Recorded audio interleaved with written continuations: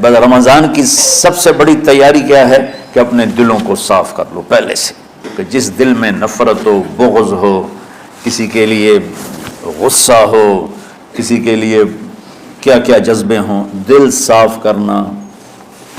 ہمارے گھروں میں روزانہ جھاڑو ہوتا ہے، یہاں مدرسے میں روزانہ صفائی ہوتی کہ نہیں ہوتی؟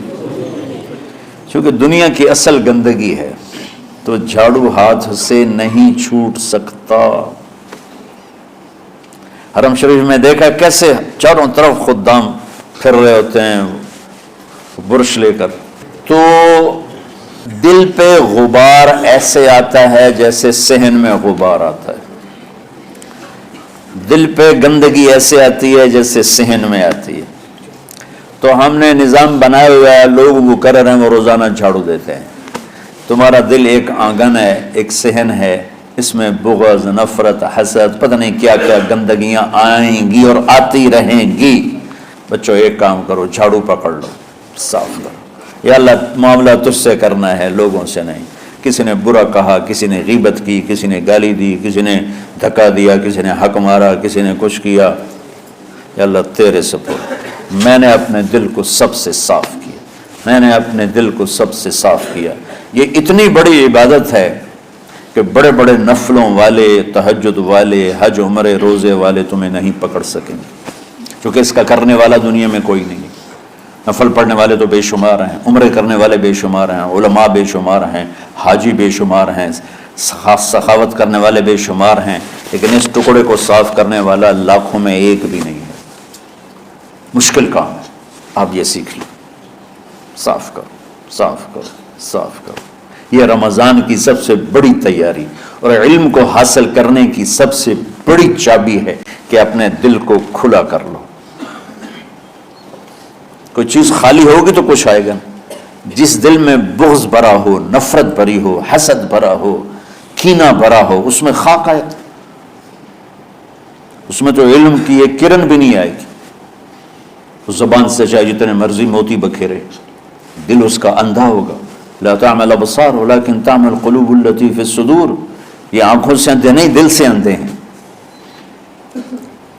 تو بچوں اپنے دل کو صاف کرنا سیکھو۔ وہ کتنی مشہور حدیث ہے، آپ نے کہا اس دروازے سے ایک جنتی آ رہا ہے، تو ایک انصاری صحابی داخل ہوئے، جوتا ہاتھ میں، داڑھی میں وضو کا پانی۔ اگلے دن اس دروازے سے ایک جنتی آ رہا ہے، تو ایک صحابی آئے، ہاتھ میں جوتا، داڑھی میں وضو کا پانی، وہی صحابی۔ اگلے دن اس دروازے سے ایک جنتی آ رہا ہے، تو وہی صحابی 3 دن جنت کی بشارت لی انہوں نے۔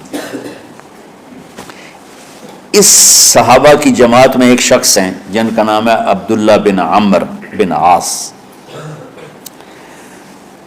ان سے بڑا عبادت گزار صحابہ میں کوئی نہیں تھا، نہ سابقین میں، نہ متاخرین میں، نہ پہلوں میں، نہ بعد والوں میں۔ ان کی عبادت کیا تھی؟ ساری رات جاگنا، سارے دن کا روزہ، اور ایک ختم قرآن صبح سے شام تک۔ اتنی اللہ نے طاقت دی تھی۔ پھر وہ غلو والی بات آ گئی، ایکسٹریم ہونے والی بات آ گئی۔ ان کی شادی والی رات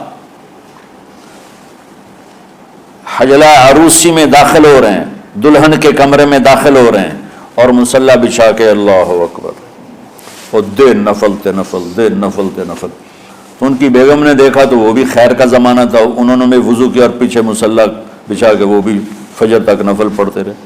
صبح ہوئی تو حضرت عمر بن عاص رضی اللہ عنہ نے پوچھا، بیٹی رات کیسی گزری؟ کہا جی ماشاءاللہ آپ کے بیٹے تو بڑا عبادت گزار ہیں، ساری رات نفلوں میں ہی گزری۔ تو وہ ان کو شکایت کر دی۔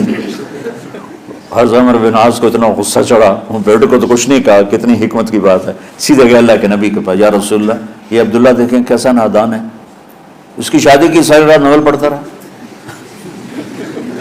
تو آپ کہتے ہیں ماشاءاللہ ماشاءاللہ کتنی بڑی بات ہے، نفلوں میں گزر گئی، رات بھی نفلوں میں گزر گئی۔ تو آپ نے حضرت عبداللہ بن عمر کو بلا کے ڈانٹا کہ تو نے مہینے میں 3 دن روزے رکھنے ہیں، بس اس سے زیادہ نہیں رکھنے، اور ہفتے میں 1 قرآن ختم کرنا ہے۔ کہا یا رسول اللہ میرے اندر طاقت زیادہ ہے۔ پھر اچھا 15 دن روزے رکھنے ہیں، کہ نہیں میرے اندر طاقت زیادہ ہے۔ آپ اس کو تھوڑا تھوڑا کر کے گھٹاتے رہے، اور وہ ہر دفعہ نہیں یا رسول اللہ میرے اندر طاقت زیادہ ہے، تو آخر میں آپ نے کہا اچھا چلو 100 میں داؤدی پہ آ جاؤ، ایک دن روزہ رکھو، ایک دن افطار کرو، اور 3 دن سے پہلے قرآن ختم نہیں کرنا۔ تو آپ نے اس کو پیچھے کیا۔ یہ بیٹھے تھے اس محفل میں، ان کے دل میں آیا کیا یہ بزرگ مجھ سے زیادہ عبادت کرتا، رات میں ساری جاگتا ہوں، دن روزہ رکھتا ہوں، ایک ختم کرتا ہوں، تو جنت کی بشارت تو مجھے ملنی چاہیے تھی، ان کو کیسے مل رہی؟ یہ کسی کتاب میں نہیں لکھا کہ یہ ان کا جذبہ تھا، لیکن جو کہ میں ان کی سیرت کو جانتا ہوں تو مجھے خیال آتا ہے کہ ان کی نفسیات میں یہ بات آئی ہوگی، چونکہ صرف انہی کو خیال آیا کہ میں جا کے دیکھتا ہوں کہ یہ بزرگ کیا کرتے ہیں۔ تو ان کے پاس پہنچ گئے، چاچا، ذرا وہ ادھیڑ عمر تھے، چاچا وہ میرے ابا تھوڑے ناراض ہیں تو کچھ دن آپ کے پاس گزارنا کا، بیٹا بسم اللہ آ جاؤ۔ اب رات ہوتے ہی عشاء کی نماز پڑھ کے انہوں نے جلدی سے چادر اوپر لی اور یوں سراغ کر کے ان چاچا کو دیکھنے لگے ایسے کر کہ اب یہ کیا ساری رات سجدہ کرے گا، اور ساری رات روتے روتے روتے روتے مصلی گیلا ہو جائے گا، یا ساری رات رکوع کرے گا، ساری رات قیام کرے گا، ساری رات قرآن پڑھے گا، اس تصور سے یوں دیکھ رہے۔ اور وہ بزرگ صحابی تشریف لائے، سرانے پہ سر رکھا، اللہم بسمک اموت و احیا، ہو گئے۔ اب یہ دیکھ رہے ہیں ابھی اٹھیں گے، ابھی اٹھیں گے، ابھی اٹھیں گے، اٹھے نا، فجر کی اذان پہ اٹھے۔ اب یہ تو حیران پریشان ہو گئے کہ یہ کیا ہو؟ اس زمانے میں تو منافق تہجد نہیں چھوڑتے تھے ڈر کے مارے کہ پتہ نہ چل جائے ہمارے کفر کا، تو یہ چاچا جنت بھی لے گیا تو ستا بھی پیا کہ چلو کل دیکھوں گا۔ اگلی رات پھر چادر سر پہ کر کر یوں سوراخ کر کے لیٹے ہوئے اور دیکھ رہے، چاچا پھر تشریف لائے اور سرانے پہ سر رکھا، اللہم بسمک اموت و احیا، ہو گئے۔ فجر کی اذان پہ اٹھے، یہ اور پریشان ہو گئے کہ میرا نبی کا فرمان تو سچا ہے، اس میں تو شک بھی کفر ہے، لیکن عمل کیا ہے جس پر اس کو جنت کی بشارت ملی؟ 2 رکعت نفل بھی نہیں۔ اور آج کے دور میں تم میں سے ماشاءاللہ اکثر بچے تہجد پڑھتے ہیں کہ 1 رات اور دیکھوں گا، تیسری رات اللہم بسمک اموت و احیا، ہو گئی ساری رات۔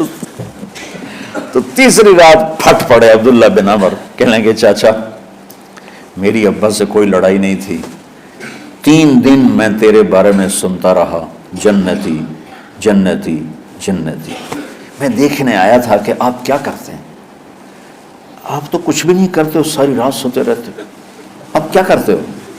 ان کا بیٹا یہی ہے جو تم نے دیکھا ہے۔ اب ان کو سمجھ میں نہیں آ رہا کہ یہ جوڑ کیسے بٹھاؤں، ادھر جنت کی بشارت، ادھر ساری رات خراٹے، اب یہ اس میں جوڑ کیسے بٹھاؤں، کیونکہ نبی کی بات تو غلط ہو نہیں سکتی۔ تو اب وہ نا ایسے نا بڑے بے دل سے ہو کر واپس مڑے، پتہ نہیں کی چکر ہوئے گی کوئی گل۔ جب وہ دروازے تک پہنچے تو کہنے لگے بیٹا ادھر آنا، واپس آ گئے، کہا میں تمہیں اصل راز کی بات بتاتا ہوں۔ کہا کیا ہے کیا ہے؟ تو یہاں ہاتھ رکھا، کہا یہ جو دل ہے نا اس میں کسی انسان کی نفرت نہیں۔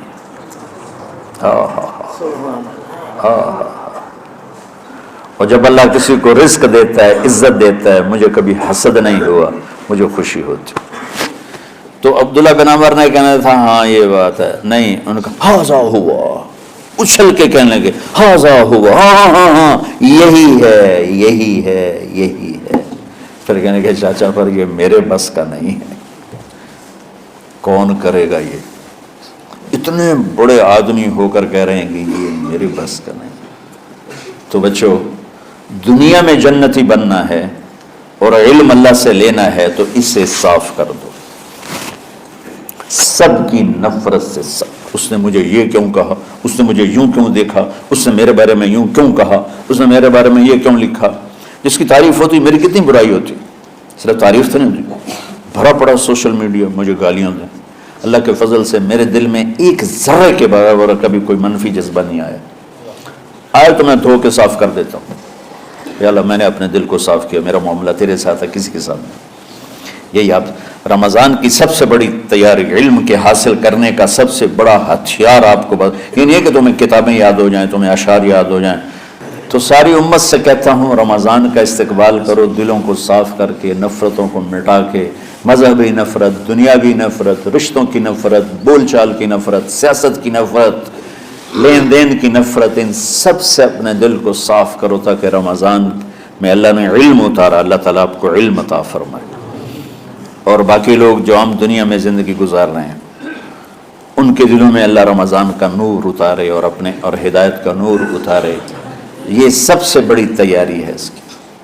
اور کسی سے گلہ ہے، غصہ ہے، ناراضگی ہے، کسی سے بولتے نہیں ہو، ابھی سے شعبان آ چکا ہے، آپ شعبان سے رمضان کی تیاری شروع فرما دیتے تھے.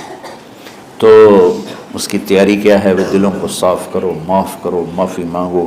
تمہارا قصور نہیں پھر بھی معافی مانگ لو، دلوں کو صاف کرو اور اللہ سے سخاوت مانگو کہ اللہ کو سخی بھی پسند ہے اور صاف دل والا بھی پسند ہے.